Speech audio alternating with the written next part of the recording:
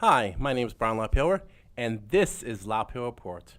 On today's program, for anyone who has watched the program where I had guests talking about organ donation and transplant, I called back two guests that have been on the program before.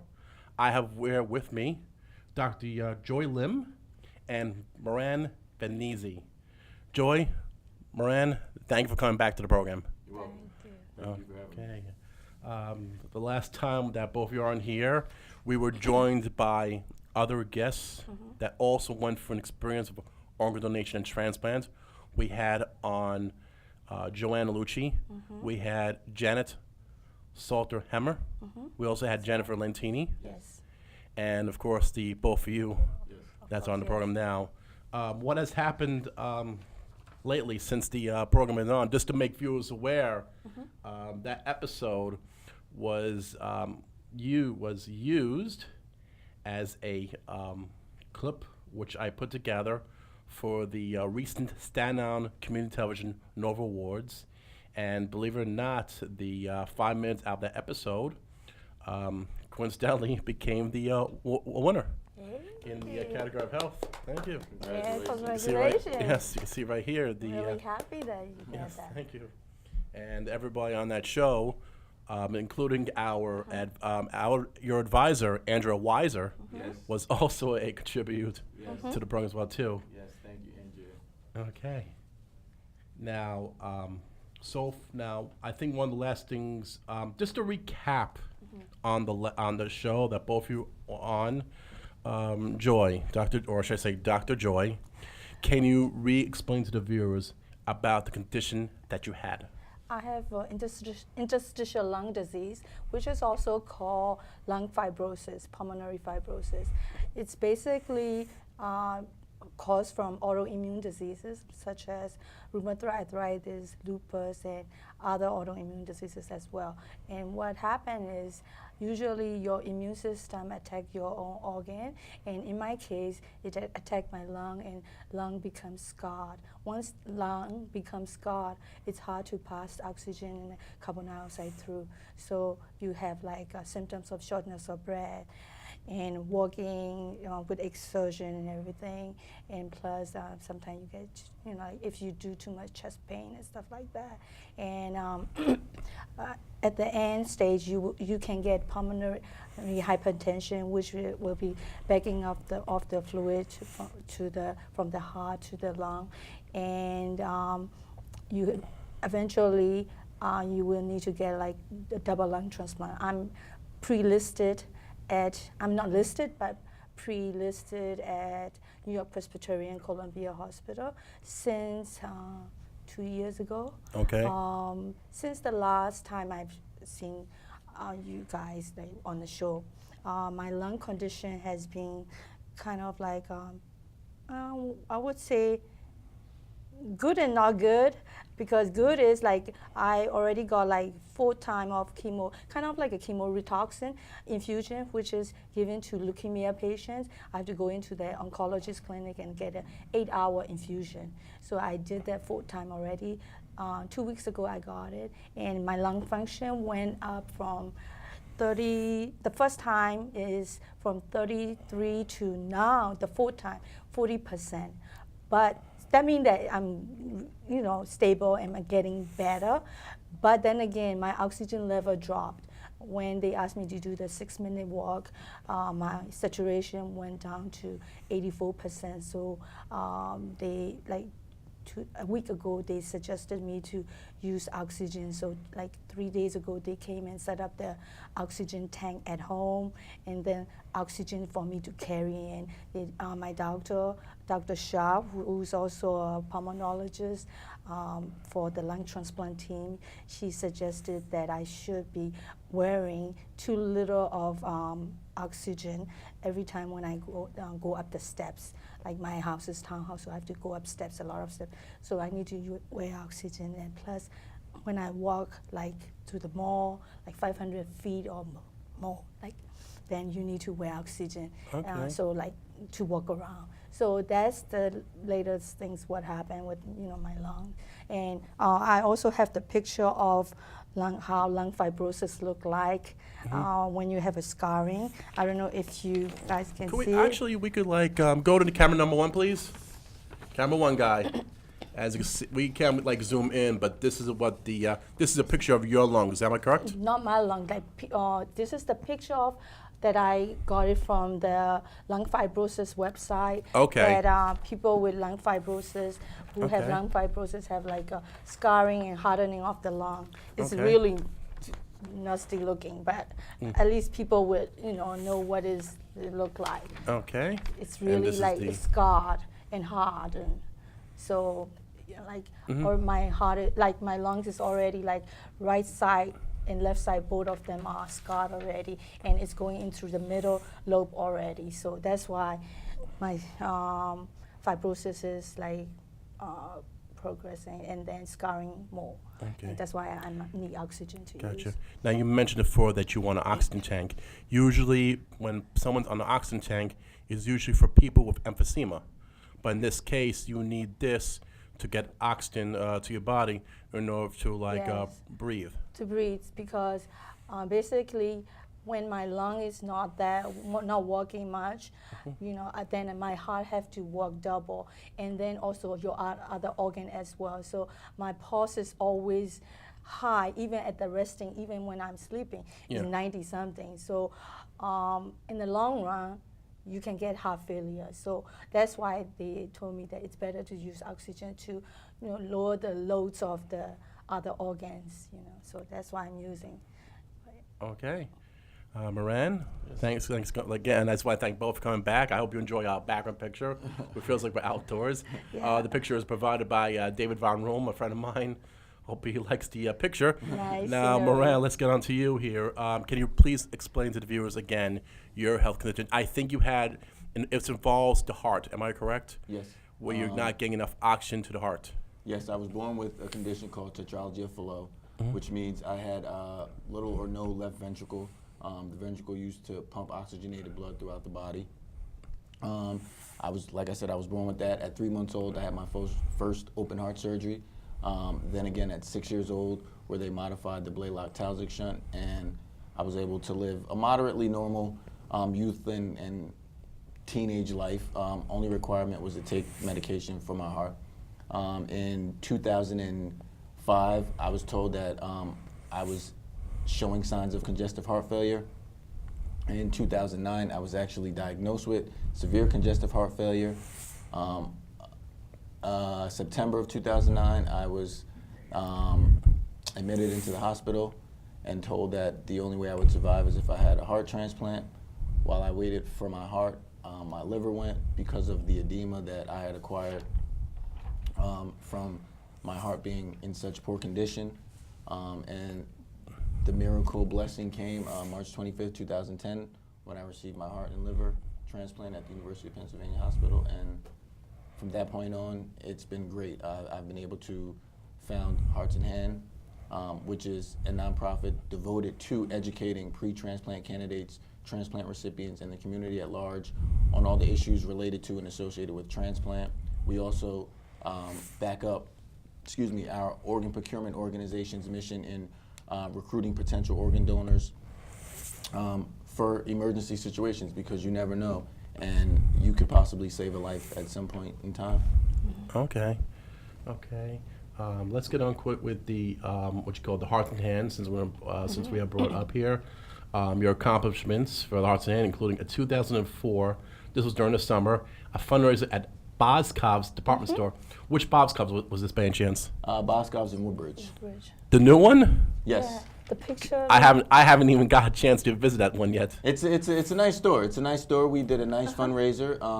They have a lot of nice things. Stop by, check it out if you're ever in the area. Remember the picture that you see me with? Oh, yes. That's a Boscov. That's the Boscov. fundraising. We're gonna get That's to the those pictures real yeah. quickly. You are showing here a pre-transplant candidate it was also now pre-transplant candidate. Is that involving with Hearts in Hand, or is that involving with No, I was a pre-transplant candidate advocate. W? Yes. Okay. I advocated for several patients who were on the list and who had made the list. And I started that in 2010 before I founded the organization. Gotcha. Until now. And it's been very helpful. Okay. And I'm showing here July 2014, you attended the Transplant Games in America. I think this was in Texas, Houston? Yes, in Houston, along with Joanne, Ialucci, Jim Lentini. Andrea was with us. Now I'm showing here it was founded in Middlesex County College, the chapter. And Well, we have a new chapter.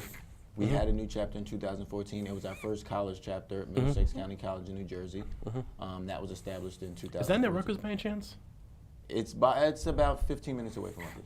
Okay. And we are trying to get another chapter at College of Staten Island. As you know, I also work as an adjunct assistant professor in psych department. Okay. So I'm trying to get into New York and trying to work with the communities to understand about the importance of organ donation, and also we would like to help Increase the numbers Yeah. of potential organ donors out there. So if you're out there and you feel a need or you don't understand, this is why we have Hearts in Hand, where we educate you on the processes and all the issues related, so that all the myths and fears that you have or you may have heard are squashed, and you can actually donate or be a part of such a good cause. Okay.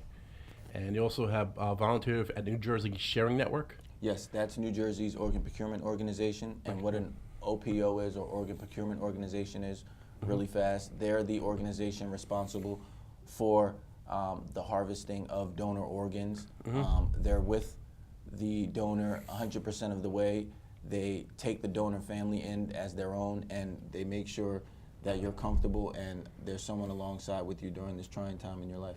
Okay, and also it was also networked by New York Presbyterian Hospital with Yes. pulmonologists to found the chapter with the lung transplant director. It's in the process. Oh, that's okay. Because I'm a pre-transplant patient over there, and I presented our booklet, Hearts and Hand information packet, that we want to go into the hospital and advocate the patients and giving them seminars, like monthly seminars about medications, also what the needs of the organ donation, like pre-transplant, and also discuss about the mental health issues regarding family support and all this stuff. So we gave already to all the information to Dr. Acaso. He's a medical program director of lung transplantation from New York Presbyterian Columbia University, through my doctor, pulmonologist, Dr. Shah, and they are reviewing right now so that we can go in and start the process of advocating that patients organ transplant and pre-transplant and post-transplant patients. Okay. Since we're halfway through the show, believe it or not, we do have pictures on the program. Every picture on the show has been pre-screened. We looked at them in advance to see if they qualify to view or not to view. So we're going to go ahead and get the first picture on screen, please. Put them in order. Okay, first picture. That was on Sunday. That was our reunion. Oh, this is our recent. Transplant, yeah. Yes. Our transplant reunion. Joanne. So at the beginning of the table on your left side is Andrea Weiser, our advisor. Sitting next to her is Joanne Ialucci, our lung advocate. I'm on the far end on the right side, and sitting next to me is Kimberly. She is a tissue recipient, and this was the first year, 2014, that the Transplant Games allowed tissue recipients to participate. So Kimberly joined Team Liberty, and we had a great time. Okay, let's go to the next picture. Okay, obviously. That's what can the you tell us about this picture? That's the day that I got all the oxygen tank and everything at home. They came and set it up, so I just took it as a memorial, so that that's the picture of, the big tank is emergency tank. You see the big one that's just in case power outage or something, then I can use that. That's about 8 hour last. And the other things are, the little one is the carry-on tank, and then I can refill that. And I'll be using it from now on, 2 liters per minute. Let's go to the next picture. Uh-oh. Where's this from? That's my dark side of it. That was in where were Halloween. we? Halloween. We were at the Blood Manor. Remember, we went to I can Blood see Manor, why you have had the fun. dentures in there. I know. That's that. Good time. Good We time. had a good time. It was like we were screaming so much, and I have a lung condition. I couldn't scream no more, and like I was having a hard time breathing. I was, oh my God, I hope I come out alive. Gotcha. Let's go next picture. Oh, Now, you explain that's- about the Ford. This was in That's Boston. a This was the fundraising at Boscov Boscov. fundraiser, yes. I'm a CEO at Hearts and Hands, so I fundraise along with Maran, Maran Vanessa, who's the chairman and founder, and we did a fundraising at Boscov in Woodbridge. Yep. Okay. And Uh-oh. what is this? That's the wax museum. I took it a year ago or 2 years ago when I was like, at the time I was bedridden. And then that was the first time I went out with my friend from, one of my therapist friend from Maryland came to visit me. So I picked her up and we went to see the wax museum. That was the first time I'm getting But out and having out fun. of all the things you've done in the wax museum, you had to sit next to Woody Allen. I know. I'm not Suni though. Where's Suni from? Where's she from anyways? Where's she, Suni? Suni is Korean. Oh, Korean. And I'm Burmese, and I'm not close to. No, not at all. Let's go to the next picture. Okay, Yes, now this is the most important picture in your life right here. I know that. This is the something that most- you have to go through each and every day. Yes, every 6 hours. If I don't use my nebulizer, everybody around me know that because I'll be coughing my lungs out and I couldn't breathe and I have like spasm and last year I broke my ribs from coughing too much. Really? And 2 months ago, a month ago, I broke my ribs and it wasn't like it hasn't been healed yet. And 2 days ago, I was coughing so much because the weather is getting cold. So today I couldn't even I put my coats on or. The worst thing is I can sense what that goes for. Like you you can't all of a even sudden, like like, bend or you pull cover my a cough. pants up. Yeah. You cover a cough. Next thing you know, everything in your body implodes. Exactly. Except in your condition that you break Yes, ribs. my- Now I think Miranda, we got fractured two ribs. pictures of you. Let's go to those only pictures we have. Now this was in. This was in Houston this summer. That was some members of Team Liberty. There's Mary Andrew, Mary Wu, Kathleen, and I'm not sure who that is on the end, but that was during the opening ceremonies when we were marching into the stadium. Okay, which stadium was that? This was, it was, I'm not even sure, but we had a great time. It was not Texas University, was it? No, it wasn't The Texas Longhorns? University. No. It was an actual soccer stadium, Oh, a soccer. professional soccer stadium. I don't know which team. Probably the played there. Dynamos. Is it I Houston think so, Dynamo? yes. Okay. And let's go to the second yeah. picture. That is so That's me funny. at my nephew's birthday party. Oh, this is a birthday party. Your Yes, nephew? Not Oh, in relation your to the heart brother, transplant too. games. No, not in connection with the transplant He games has at a all. twin brother, But my twin brother standing on the far end, the Ahmad. blue one. I can't see who that is next to me, but we had that's Alec next to me, a good friend of mine, myself, and Alex is an EMT. yes, Alec is an EMT, and the guy next to me is Randy, another close friend of mine. He's in the Army and currently works and has his own marketing. Where was this picture taken at? Chuck E. Cheese? No, this was at Jers Jump in New Jersey. Yeah. Yes, we had a great Sounds time. like fun. We had a great We time. have what's going on? Okay. I ended up losing the sack race, by the way. We're good out there, right? Oh, No. No. okay. All right. Okay, well, just making sure everything's all Yeah, okay. yeah. But it was a great time though, and I wound up losing the sack race. But nonetheless, You Oh, lost okay. it? yeah, I did lose. Okay. Okay, we definitely covered a lot here. Let's move on with the sheet with the the fact sheet. May 2014, it was the Hearts and Hand facility with University of Southern Florida for the Foundation of Hearts and Hand Florida chapter. Yes. So in May of 2014, I flew out and met with Dr. Auburn Marith, who's a world-renowned heart transplant surgeon. Yeah. We discussed a chapter and the Hearts and Hand curriculum that Dr. Lim and myself created. And he said it was a good curriculum to be placed into the University of Southern Florida. So now that it's 2015, we'll begin to fill out the proper paperwork and get that chapter established as well. And recently, there was a toy drive. Army for Hearts. Yeah, tell us about the toy drive. Yes, it's behalf of Hearts and Hand. I, as a CEO, and then also Joanne is a lung advocate for Hearts and Hand. We went to Mount Loretta School for Disabled and Underprivileged Children, and we did a toy drive for Christmas. And we had it was really nice. All these kids, the school is from 6th grade to the high school, but most of the kids are really underprivileged, like foster care, or their parents are like single parents.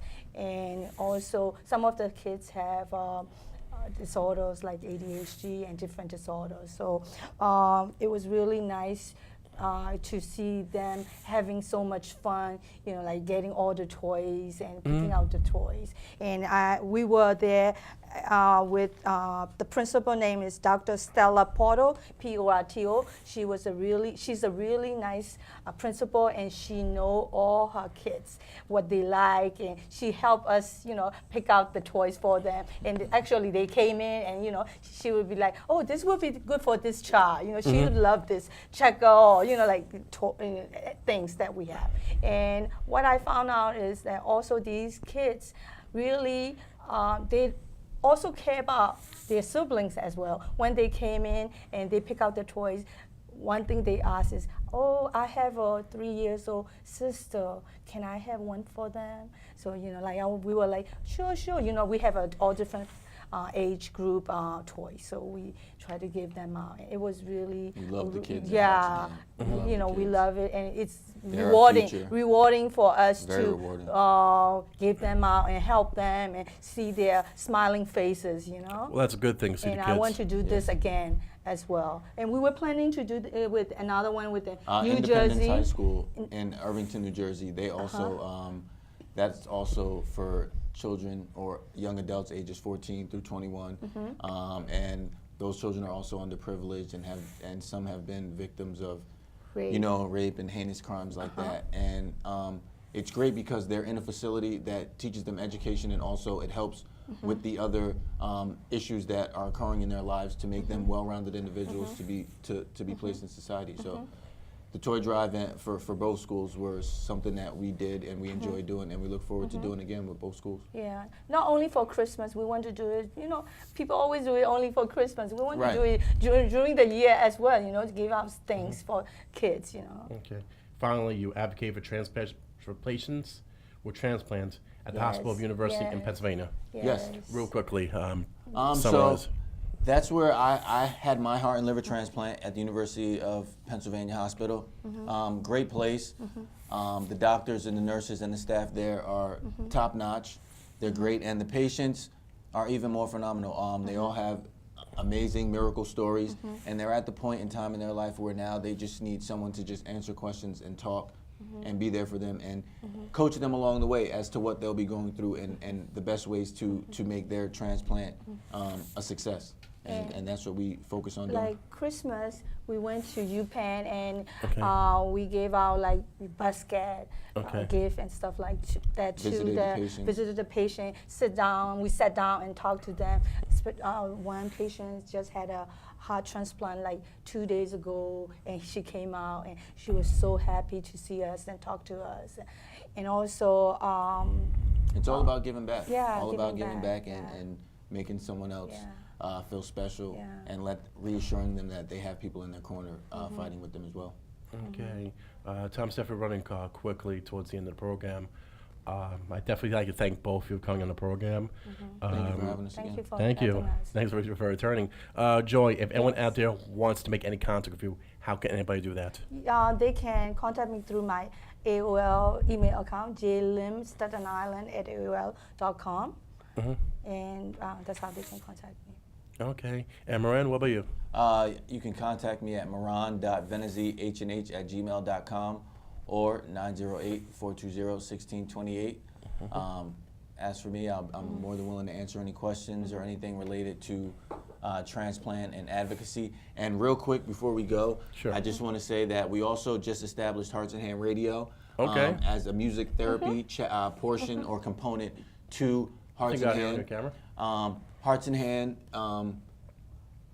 music is something that I used in my recovery, and it also took me to a place where I was comfortable and going through the trying times. So with the radio station, we hope to provide music therapy to some of the patients who don't have the proper face-to-face support that some of us do have. Especially at night, like Moran mentioned that when he was in the hospital, 2 to 3 a.m., there's nothing around, and when they are awake, no one to talk to. He has to listen to the music. So music therapy is all about that. That's why we provided the radio station as well. And plus, my contact number, I want to give it out, 718-737-8695, 718-737-8695. Okay, perfect. Joy, Moran, thanks for coming on the program. If anyone out there wants to reach me, they could write to the studio. Email me, LaPayower@gmail.com. I'd like to thank Andrea Weiser, David Von Rome, Guy Comier, staff and crew of the studio, and the accounting firm of AJC Advisors. To all the viewers that have been watching, my name is Brian LaPayower, and this was LaPayower Report. Thank you for watching.